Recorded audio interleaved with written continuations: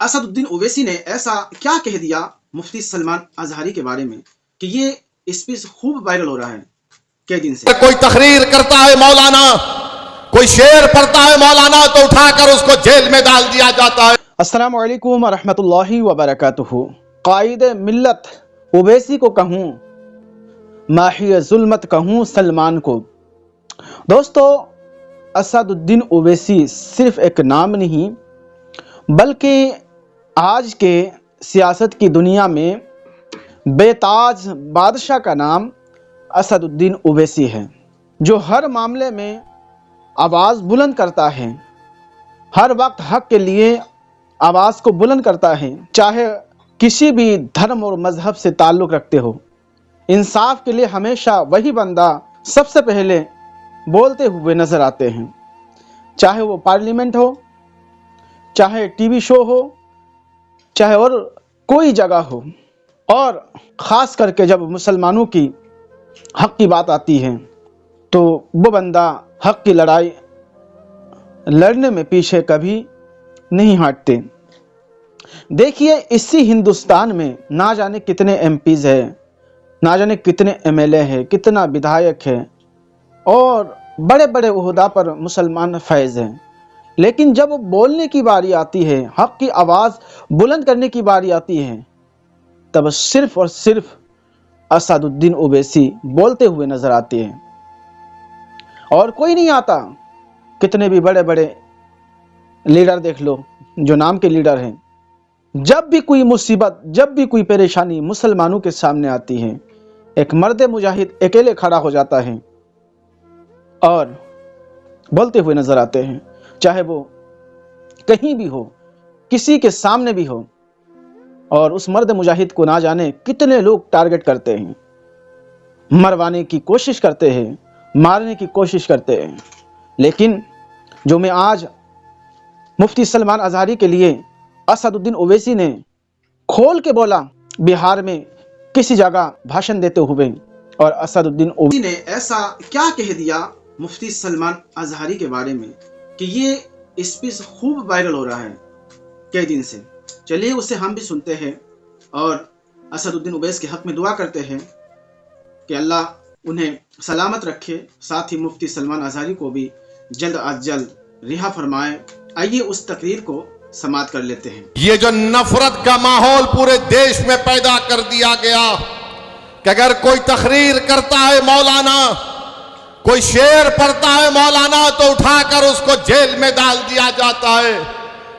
मैं पूछना चाहता हूं गुजरात की सरकार से कि तुमने एक मौलाना को पकड़कर मुंबई से पकड़कर गुजरात लेकर गए, मगर वही गुजरात में कई ऐसे वीडियो हैं जहां पर ये जालिम लोग वीडियो में आकर कहते हैं कि असदुद्दीन ओवैसी को गोली मार देंगे, इसकी जबान को काट लेंगे, इसकी सर को काट देंगे, मगर उनको कोई हाथ नहीं लगाया जाता।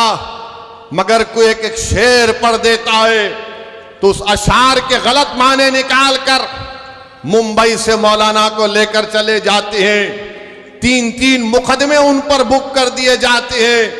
मगर हम बीजेपी के लोगों से कहना चाह रहे हैं, तुम क्या कर सकते? तुम सिर्फ जानी तो ले सकते हो ना, तुम जानी तो ले सकते हो और क्या कर सकते हो?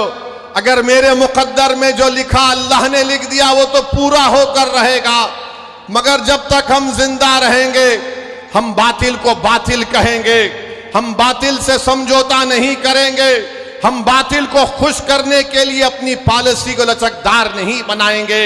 हमारा काम यह है मेरे अजीज दोस्तों और बुजुर्गों कि हम हक को कामयाब करें, और हक की कामयाबी का राज आपका इत्तेहाद है। याद रखिए, कब तक आप सेकुलरिज्म के नाम पर ठगे जाएंगे, कब तक आप सेकुलरिज्म के नाम पर इनको वोट देंगे और वो बीजेपी को बिहार में सत्ता देंगे। मैंने 2015 में भी कहा था तुमसे, मगर तुमने मेरी बात का यकीन नहीं किया। मैंने 2019-20 में भी कहा था, मगर आपने मेरी बात को नहीं समझा। कम से कम अब तो समझ जाओ। याद रखो, तुम अपने मुकद्दर के फैसले कर सकते हो, तुम में इतनी ताकत है कि मुस्तकबिल में तुम्हारे हक में जो फैसले लिए जाएंगे तुम खुद उसको कर सकोगे। अगर आज आप मुत्तहिद होकर अपने वोट का इस्तेमाल नहीं करेंगे तो नुकसान आपका होगा, नुकसान सीमांचल की गरीब जनता का होगा। ये आवाज को उठना चाहिए मेरे अजीज दोस्तों और बुजुर्गों।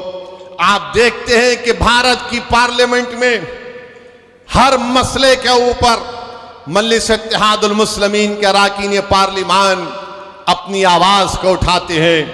किशनगंज में अलीगढ़ मुस्लिम यूनिवर्सिटी का मसला मजलिस के एमपी उठाते हैं। मसाजिद का मसला 500-600 साल की मेहरौली की मस्जिद को शहीद कर दिया गया। क्या आपके किशनगंज के कांग्रेस के एमपी ने मुंह खोला? नहीं बोल सके। किसने बोला? मजलिस इत्तेहादुल मुस्लिमीन ने उसकी आवाज उठाई। आप देखते हैं बिल्किस बानो का मसला हुआ, किसने पार्लियामेंट में उसका मसला उठाया? मजलिस ने उसको आवाज उठाई इंसाफ के लिए। तो मेरे अजीज दोस्तों और बुजुर्गों, मेरी आपसे सिर्फ यही अपील है कि आने वाले लोकसभा के चुनाव में आप मुत्तहदा तौर पर एक अच्छा फैसला लीजिए। हम भी नहीं चाहते कि बिहार में बीजेपी और नीतीश कुमार के एमपी कामयाब हो जाएं। हम तो शुरू से कोशिश कर रहे हैं रोकने की, मगर जो लोग आपका वोट लेकर मोदी के गोद में बैठकर चाय पीती है, कभी आप इनसे भी तो पूछो कि तुमने हमारा वोट लेकर तुमने कैसे बीजेपी को सत्ता दे दी बिहार में। मेरे अजीज दोस्तों और बुजुर्गों, आप देख रहे हैं कि कैसे किस तरीके से कभी हमारी मसाजिद को निशाना बनाया जाता है, कभी शरीयत ने मदाखलत की बात की जाती है। उत्तराखंड में यूनिफॉर्म सिविल कोड का एक नाम से एक बिल ला लिया गया, वो यूनिफॉर्म तो है ही नहीं। अब नहीं मालूम नीतीश कुमार क्या करने वाले हैं। बीजेपी के साथ मिलकर बैठे हैं। यहां पर फसाद हुआ था 1 साल पहले, 100 साला मदरसे को जला दिया गया। मैं तुमसे पुकार पुकार कर कह रहा था, कहां है वो सेकुलरिज्म के दावे करने वाले? कहां है तेजस्वी यादव? जब 100 साल के मदरसे को जला दिया गया, कोई आवाज नहीं उठी। एक 12 साल के बच्चे को सीवान में ले पकड़कर उसको 8 दिन जेल में डाल दिया गया, किसी ने आवाज नहीं उठाई। मैं कह रहा था, पुकार रहा था। मेरे भाई याद रखो, अगर तुम्हारे लिए कोई लड़ने वाला नहीं होगा तो जुल्म जारी रहेगा। हमारे वतन अजीज की हकीकत यही है कि जब तक तुम्हारी आवाज नहीं होगी तुम्हारा कोई पुरसाने हाल नहीं हो सकता है। जब तक तुम्हारा नेता नहीं होगा कोई तुम्हारा काम नहीं कर सकेगा। आप बताइए, इतनी बड़ी तादाद में सर्वे हो गया, का सेंसस हुआ, जो अख्तर भाई ने मुझे यहां पर बताया कि इतना बड़ा सर्वे यहां पर हुआ सुरजापुरी बरादरी का। अख्तर भाई ने बताया कि सुरजापुरी बरादरी 24 लाख है और उनको नौकरी मिलनी चाहिए 38,000 के करीब, और उनको नौकरी मिली सिर्फ 15,350। क्या सुरजापुरी भाइयों ने कि फिर फैसला कर लेंगे कि तुम इनको वोट दोगे? सोचो आपको मैं बुरा लगता हूं ना इनकी मेरी बात बुरी लगती है, तो ये तो गवर्नमेंट कह रही है।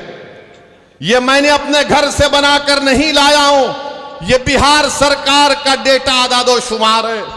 हमारे शेरशाहवादी भाई जिनकी आबादी 13 लाख है, उनको नौकरी मिलनी चाहिए 20,421 और नौकरी उनको मिली सिर्फ 5,734।